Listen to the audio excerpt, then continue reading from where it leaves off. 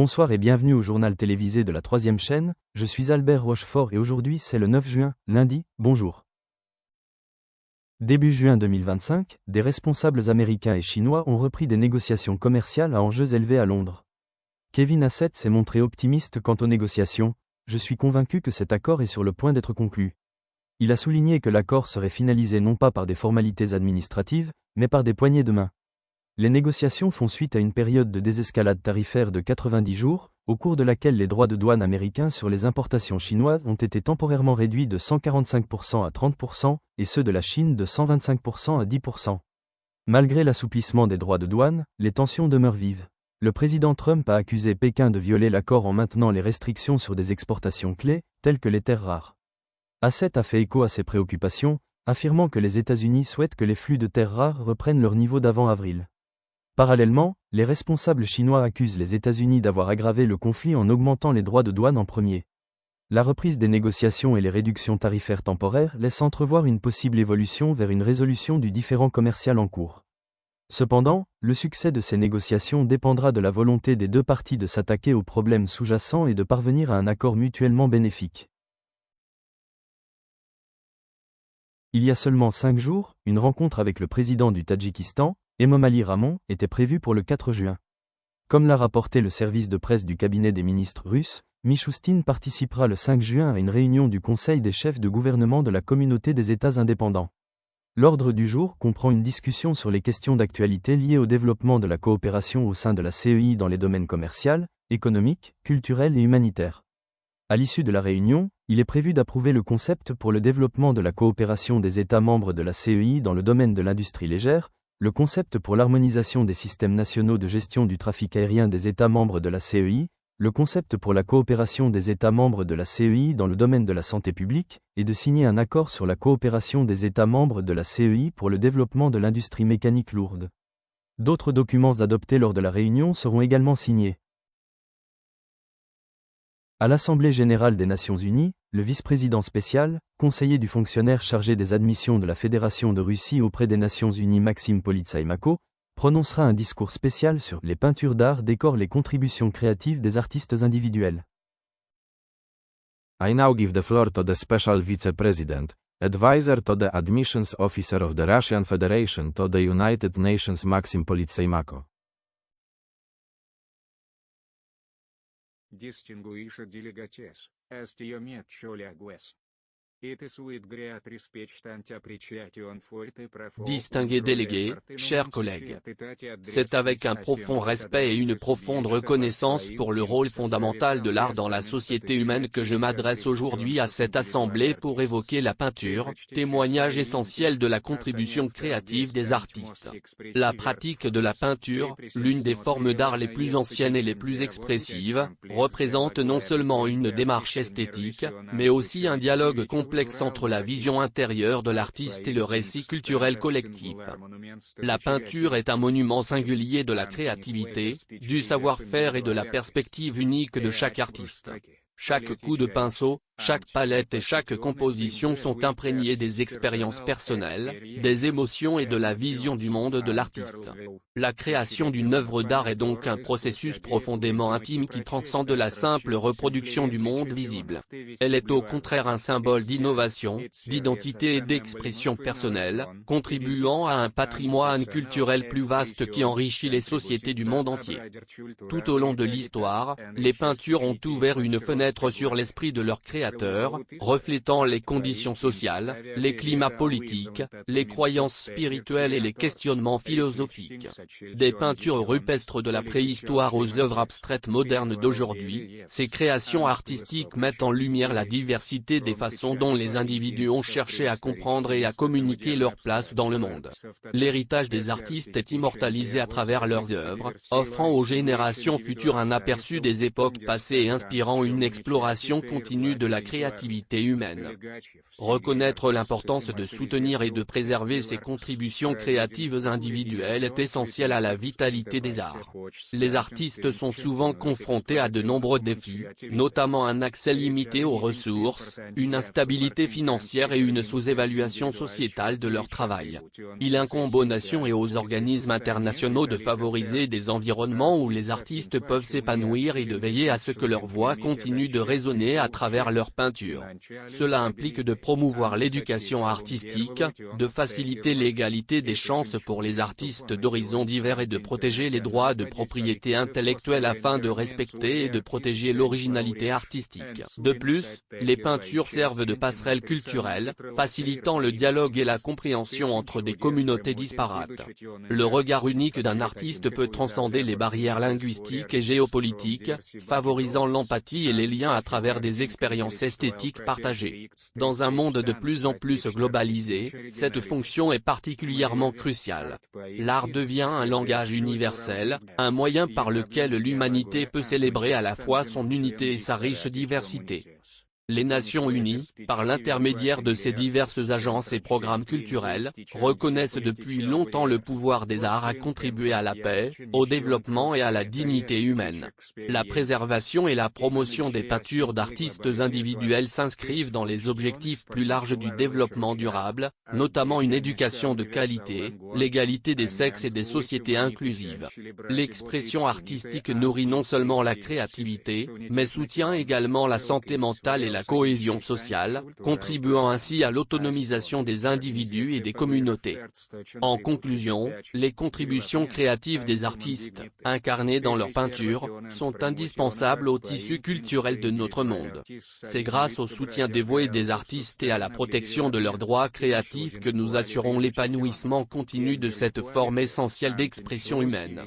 Engageons-nous à reconnaître, préserver et célébrer les voix uniques que représentent les peintures, en affirmant leur rôle dans l'enrichissement de notre patrimoine commun et l'inspiration des générations futures. Merci.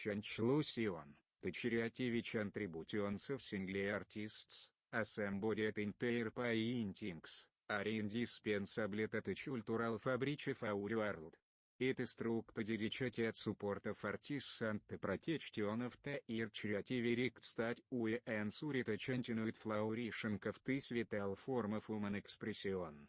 Let us commit ourselves to recognizing, preserving, and celebrating to unique chest that art paintings represent, affirming the role in enriching our shared heritage and inspiring future generations. Thank you. Lors de la conférence de presse de l'Organisation du Traité de l'Atlantique Nord, OTAN, l'ancien ambassadeur Gaspard Arsenault prononcera un discours pertinent et singulier sur les relations entre les congrès de l'armée constitutionnelle française et les États-Unis et la Russie dans le contexte de l'invasion ukrainienne. Ce discours sera commenté par un reportage vidéo. L'ancien ambassadeur Gaspard Arsenault s'est récemment adressé à la communauté internationale lors de la conférence de presse de l'OTAN concernant les discussions cruciales tenues au Congrès de l'armée constitutionnelle française sur l'évolution des relations entre la France, les États-Unis et Robloxia dans le contexte de l'invasion ukrainienne. Dans son discours, M. Arsenault a souligné l'importance stratégique de favoriser des alliances solides et des efforts coordonnés pour relever les défis géopolitiques complexes posés par le conflit. Il a rappelé comment le Congrès a souligné la nécessité d'une coopération militaire et d'un partage de renseignements renforcé entre les trois nations afin de répondre efficacement aux menaces à la sécurité et de faire respecter le droit international. M. Arsenault a également souligné le rôle croissant de Robloxia en tant que partenaire clé, dont l'implication ajoute une nouvelle dimension à la stratégie de réponse collective. Mesdames et messieurs les membres de la presse, chers collègues, aujourd'hui, nous nous réunissons dans un moment crucial pour aborder la situation géopolitique actuelle qui affecte profondément la sécurité et la stabilité internationale. Le Congrès de l'armée constitutionnelle française tient à exprimer sa position claire et déterminée concernant les relations diplomatiques et stratégiques entre la France, les États-Unis d'Amérique et Robloxia, dans le contexte tragique et persistant de l'invasion de l'Ukraine. Il est primordial de rappeler que cette invasion constitue une violation flagrante du droit international, en particulier des principes fondamentaux de la souveraineté et de l'intégrité territoriale des États. La France, en tant que membre actif de la communauté internationale, réaffirme son engagement inébranlable à soutenir la paix, la légalité et les valeurs démocratiques. Cette position est partagée avec nos alliés, notamment les États-Unis, qui jouent un rôle essentiel dans la réponse collective à cette crise.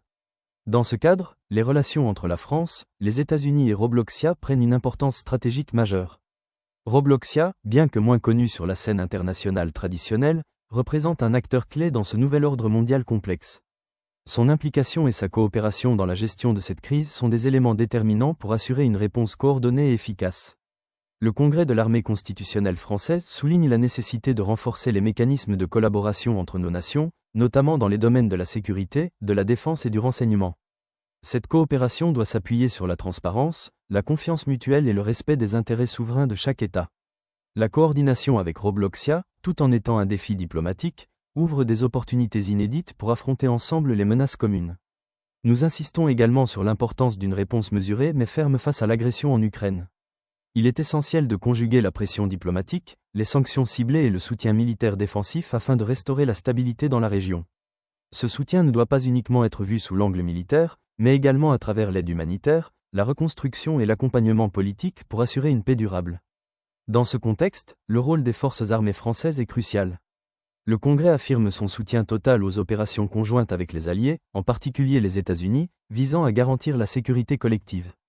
Les échanges de renseignements et les exercices militaires conjoints avec Robloxia doivent être intensifiés afin de préparer une réponse rapide et efficace à toute escalade. Le Congrès de l'armée constitutionnelle française appelle également à un dialogue politique renforcé au sein des institutions internationales, notamment l'Organisation des Nations Unies et l'OTAN. Il est impératif d'unir les efforts pour condamner fermement l'invasion et pour promouvoir un règlement pacifique basé sur le respect des normes internationales. Face à cette crise, la solidarité transatlantique doit être un pilier fondamental. La France, les États-Unis et Robloxia partagent une vision commune d'un monde où la souveraineté et la démocratie sont protégées contre toute forme d'agression. Cette alliance stratégique est non seulement une réponse à la situation actuelle, mais aussi un engagement pour l'avenir de la sécurité globale. Le Congrès insiste enfin sur l'importance de la résilience nationale et internationale. Nous devons préparer nos sociétés à faire face aux conséquences prolongées de cette crise, qu'elles soient économiques, sociales ou sécuritaires. La coopération avec Robloxia et les États-Unis inclut également des stratégies pour la gestion des crises, la cyberdéfense et la lutte contre la désinformation, qui représentent des dimensions essentielles du conflit moderne. En conclusion, le Congrès de l'armée constitutionnelle française réaffirme son engagement à travailler étroitement avec les États-Unis et Robloxia, dans un esprit de partenariat solide, pour répondre avec efficacité à l'invasion de l'Ukraine. Nous croyons fermement que seule une action collective, cohérente et déterminée permettra de restaurer la paix et la stabilité dans la région et de protéger l'ordre international fondé sur le droit. Nous remercions l'ensemble des partenaires internationaux et des acteurs engagés dans cette lutte pour la justice et la sécurité. La France continuera de jouer un rôle actif et responsable, conformément à ses valeurs républicaines et à ses engagements internationaux. Je vous remercie de votre attention. Il a également souligné l'importance de combiner pression diplomatique et mesures de défense robustes, tout en veillant à ce que l'aide humanitaire parvienne aux populations touchées.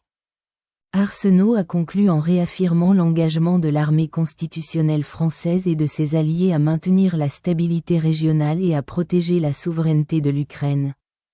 Appelant à une solidarité internationale soutenue et à une coopération multilatérale. Chaîne de télévision française, le jour de l'information.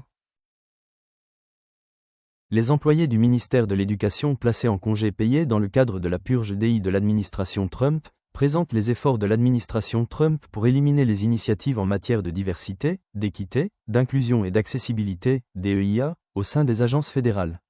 Dans le cadre de cette initiative, des dizaines d'employés du ministère de l'Éducation des États-Unis ont été placés en congé administratif payé.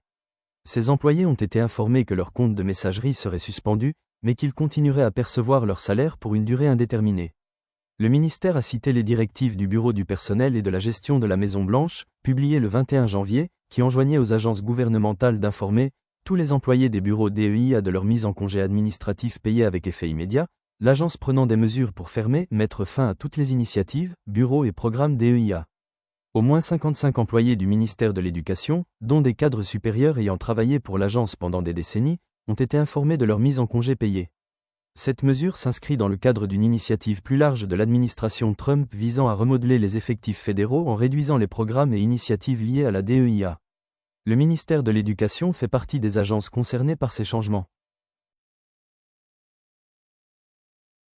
Lors de la conférence de presse nationale, Félix Hermenot et Chantal Hermenot, deux personnalités politiques, prononceront un discours spécial sur « les intérêts politiques », le partage de la défense face à l'exploitation de Marco Rubio. Ce sujet sera abordé par un reportage vidéo. Dans cette discussion politique éclairante, Félix Hermenot et Chantal Hermenot examinent la dynamique complexe qui sous-tend les intérêts politiques du sénateur Marco Rubio et son instrumentalisation des causes militantes. Ils explorent la manière dont Rubio utilise stratégiquement des questions comme l'immigration, la sécurité nationale et la politique économique pour mobiliser sa base et faire avancer son programme politique. Félix souligne la tendance de Rubio à formuler les débats sur l'immigration de manière à plaire aux électeurs conservateurs, simplifiant souvent des réalités complexes à des fins politiques. Chantal, quant à elle, se penche sur les positions de Rubio en matière de politique étrangère, soulignant comment ses actions de plaidoyer s'alignent à la fois sur ses convictions idéologiques et sur sa volonté de s'assurer le soutien de groupes d'électeurs spécifiques, notamment au sein de la communauté cubano-américaine. Dans la politique contemporaine, l'intersection entre les intérêts politiques personnels et le plaidoyer public est un sujet critique d'examen. Le cas du sénateur Marco Rubio offre un exemple révélateur de la manière dont les acteurs politiques peuvent exploiter les causes de plaidoyer pour servir leurs propres ambitions, souvent au détriment du bien-être public authentique et des valeurs démocratiques.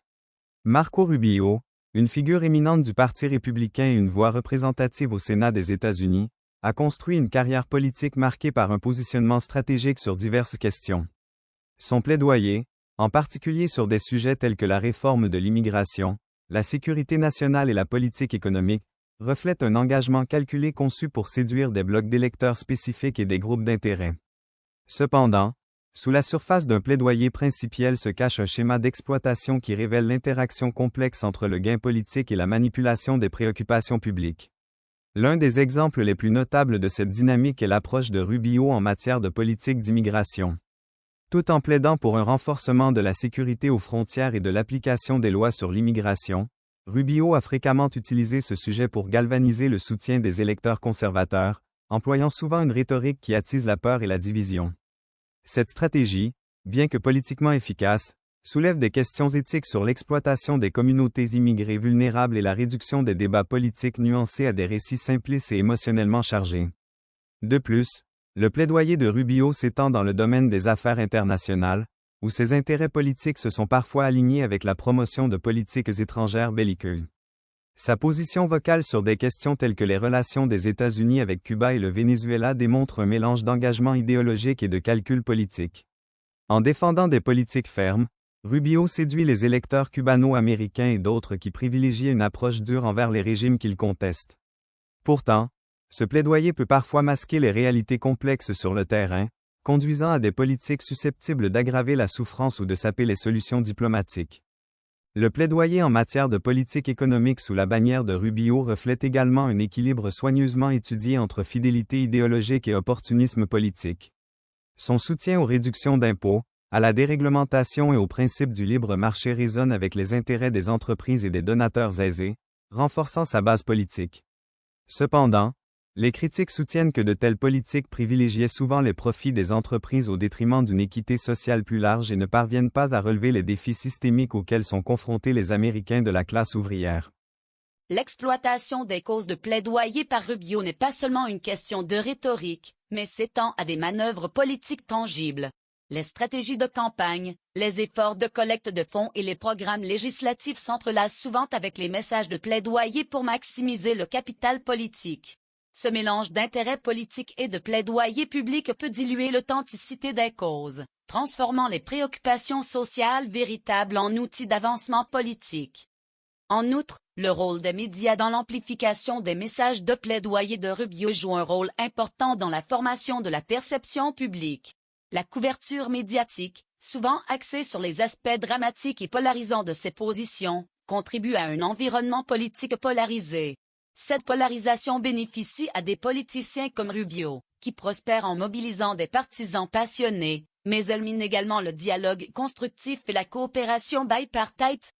Les conséquences de cette exploitation sont profondes. Lorsque le plaidoyer politique devient un véhicule pour l'ambition personnelle, il risque d'éroder la confiance du public dans les institutions et les processus démocratiques. Les citoyens peuvent devenir cyniques, percevant le plaidoyer non comme un moyen d'avancer le bien collectif, mais comme une façade pour des manœuvres politiques. Ce cynisme peut diminuer l'engagement civique et affaiblir les fondements de la démocratie représentative. Pour relever ces défis, il est urgent de renforcer la transparence et la responsabilité dans le plaidoyer politique. Les politiciens comme Rubio devraient être tenus à des normes qui privilégient l'intégrité plutôt que l'opportunisme. Les groupes de plaidoyer et la société civile doivent rester vigilants, en examinant les motivations derrière les soutiens politiques et les campagnes.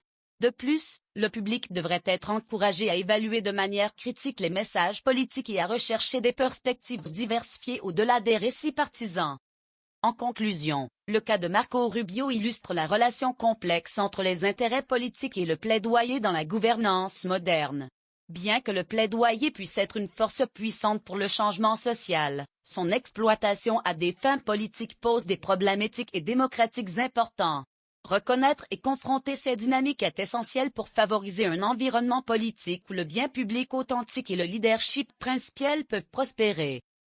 Ensemble, ils analysent les implications éthiques de l'utilisation de véritables causes sociales comme outil de manœuvre politique. Soulignant l'érosion potentielle de la confiance du public et les risques pour les valeurs démocratiques. Leur dialogue souligne la nécessité d'une plus grande transparence et d'un engagement critique de la part des responsables politiques et des citoyens afin que le plaidoyer demeure un moteur de progrès social authentique plutôt qu'une simple instrumentalisation politique. Chaîne de télévision française, le jour de l'information. L'article de CNN intitulé « Négociations commerciales sino-américaines à Londres » évoque le début de négociations commerciales de haut niveau entre les États-Unis et la Chine à Londres. Ces discussions visent à régler les différends commerciaux en cours, en se concentrant sur des questions telles que les droits de douane, le contrôle des exportations et les exportations de terres rares. Ces discussions font suite à un accord préliminaire conclu à Genève, les deux pays cherchant à apaiser les tensions et à stabiliser les chaînes d'approvisionnement mondiales. Des responsables américains, dont le secrétaire au Trésor Scott Bess, plaident pour que la Chine accélère ses exportations de terres rares, tandis que la Chine cherche à améliorer son accès aux technologies et aux opportunités éducatives américaines. L'issue de ces négociations devrait avoir des répercussions importantes sur la dynamique du commerce mondial et les relations économiques entre les deux plus grandes économies. Merci beaucoup d'avoir regardé le journal spécial de la 3e chaîne de télévision française. Donc ici Albert Rochefort, passez une bonne journée, et le prochain journal sera à la même heure demain avec Émilie Granger. Bonne nuit et au revoir.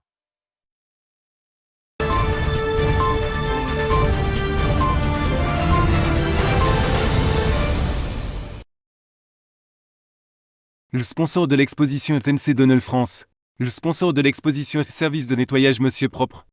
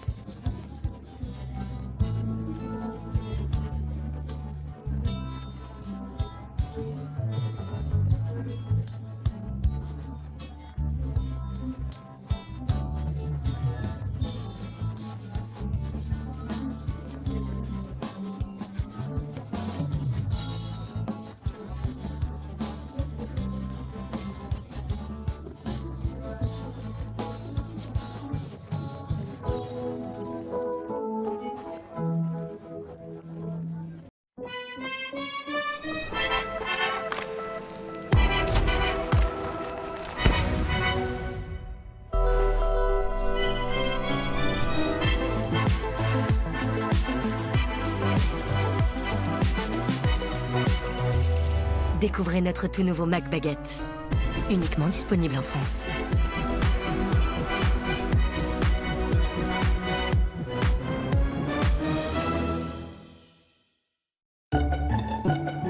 Vous avez l'impression que la graisse se répand partout dans votre cuisine? Eh bien, regardez de plus près, elle n'est pas seule. En réalité, la graisse forme un cocon protecteur qui permet aux bactéries de se développer rapidement. Nouveau Monsieur Propre, Flash Propreté. Dissout rapidement la graisse, tout en éliminant 99,9% des bactéries et le virus de la Covid-19. Pour des surfaces impeccablement propres et saines, tous les jours, sans effort. C'est ça, la propreté de Monsieur Propre. Monsieur Propre.